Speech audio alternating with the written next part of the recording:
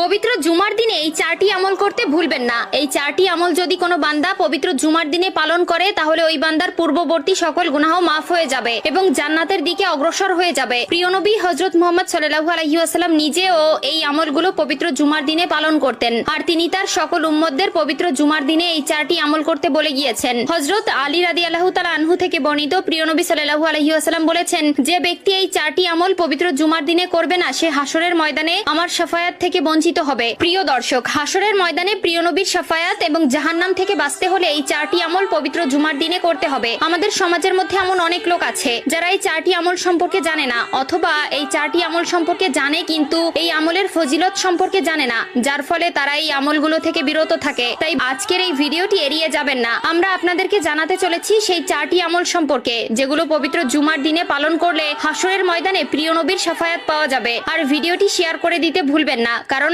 আপনার একটি শেয়ারে আরো অনেকে এই আমলগুলো করার সুযোগ পাবে, আর তারা যদি এই আমল করে সওয়াব অর্জন করে তাহলে সেই সওয়াবের ভাগীদার আপনিও হবেন। তো চলুন শুরু করা যাক আজকের এই ভিডিও। পবিত্র জুমার দিনে ইসলামে একটি বিশেষ মর্যাদাপূর্ণ দিন হিসাবে গণ্য করা হয়। এই দিনের ফজিলত ও গুরুত্ব কোরআন ও সহিহ হাদিস দ্বারা প্রমাণিত। আল্লাহ তাআলা পবিত্র আল কোরআনের মধ্যে বলেছেন, সবচেয়ে উত্তম দিন হলো জুমার দিন। এই দিনে আদম আলাইহিস সালামকে সৃষ্টি করা হয়েছে, এই দিনেই তাকে জান্নাতে প্রবেশ করানো হয়েছে এবং এই দিনেই তাকে জান্নাত থেকে বের করে দেওয়া হয়েছে। প্রিয় দর্শক, জুমার দিনে এই চারটি আমল করলে সেই বান্দা মৃত্যুর পর সরাসরি জান্নাতের দিকে অগ্রসর হয়। এই চারটি আমলের ভেতরে প্রথমেই রয়েছে জুমার দিনে সময় পেলেই প্রিয় নবী হযরত মুহাম্মদ সাল্লাল্লাহু আলাইহি ওয়াসাল্লামের নামে দুরূদ পাঠ করা। হযরত আলী রাদিয়াল্লাহু তাআলা আনহু থেকে বর্ণিত, একদিন এক সাহাবী এসে প্রিয় নবীকে বললেন, হে নবী, মৃত্যুর পর হাসরের ময়দানে আমি আপনার সাথে থাকতে চাই, এখন আমার করণীয় কি? তখন প্রিয় নবী তার উত্তরে বললেন, তুমি দিনের ভিতরে যতটুকু সময় পাবে সেই সময়টুকু আমার নামে দুরূদ পাঠ করবে। প্রিয় দর্শক, আমরা যদি দিনের ভিতরে অবসর সময়ে প্রিয় নবীর নামে দুরূদ পাঠ করি তাহলে হাসরের ময়দানে আমরা কখনোই তার সুপারিশ থেকে বঞ্চিত হব না। 2 নম্বরে যে আমলের কথা বলা হয়েছে তা হলো